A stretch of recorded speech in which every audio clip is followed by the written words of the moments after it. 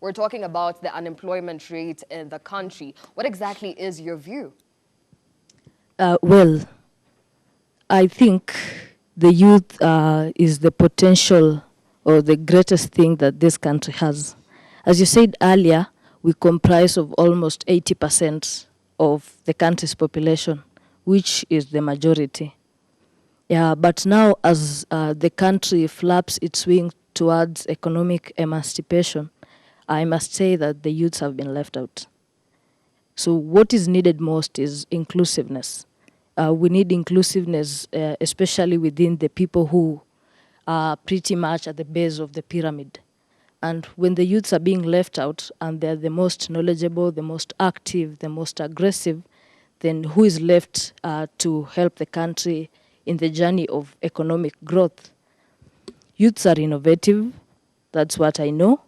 Youths are active and youths are great thinkers. So when youths are involved in this journey of economic growth, that means they will have new services, new products, new technological advancements, which will create jobs because it will enable a huge market for the youth.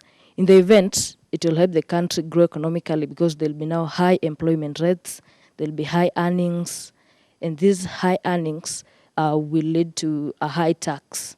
And a high taxation means a better national income. All right. Yes. In your opinion, you believe we just need to be included. It's not that we're lazy. It's not that we're not creative enough. We just need a seat on the table. I want to see if the gentleman seated on your right actually agrees. Mpatie microphone. Yes, Aziza, thank you. I think the question was whether can youth participation in investment opportunity and entrepreneurship curb the poverty, all these other things. And the answer is yes. But now back to the Kenyan dictionary, as what they said. Who are the youths in Kenya?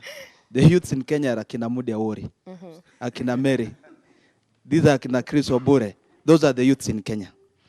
And as per the research that was done early 2020, I think late 2020, it was shown that out of 750,000 youths who are trying to get into the market labor force, only around 15% of them were successful. The remaining one, who are about 630-something thousand, remain unemployed. And what I want to encourage our youths is, there's something that we spoke about, mentality. If you can get out of it, the first panelist said that a mentality is built out of something, but also we can get the mentality out of our minds through something.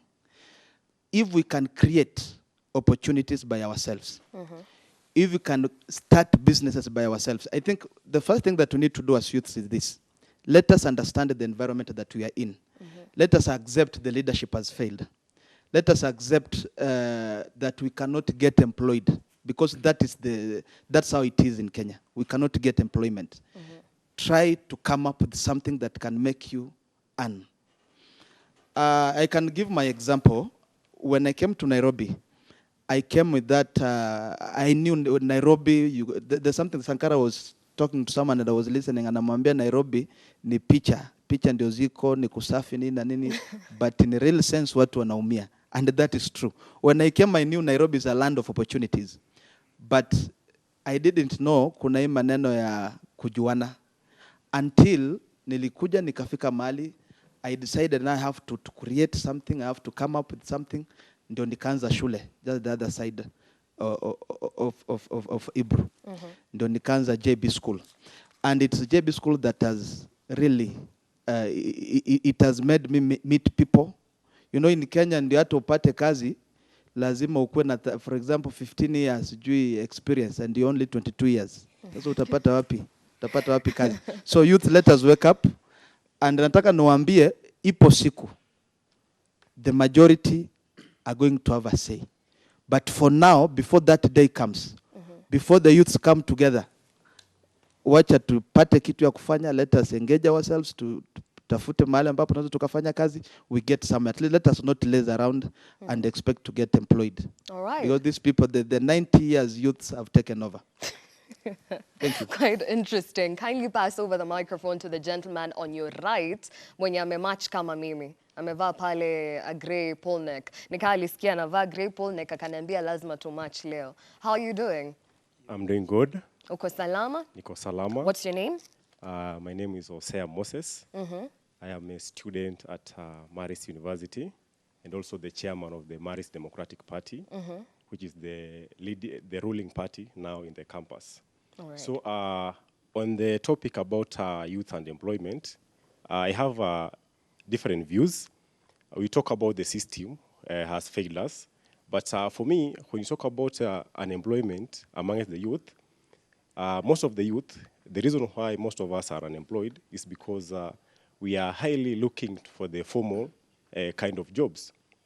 And the reality is that the government, according to her capacity, it cannot really accommodate all of us, because you find that most of the students or youth are graduating each and every year, more than even 20,000 graduating per year.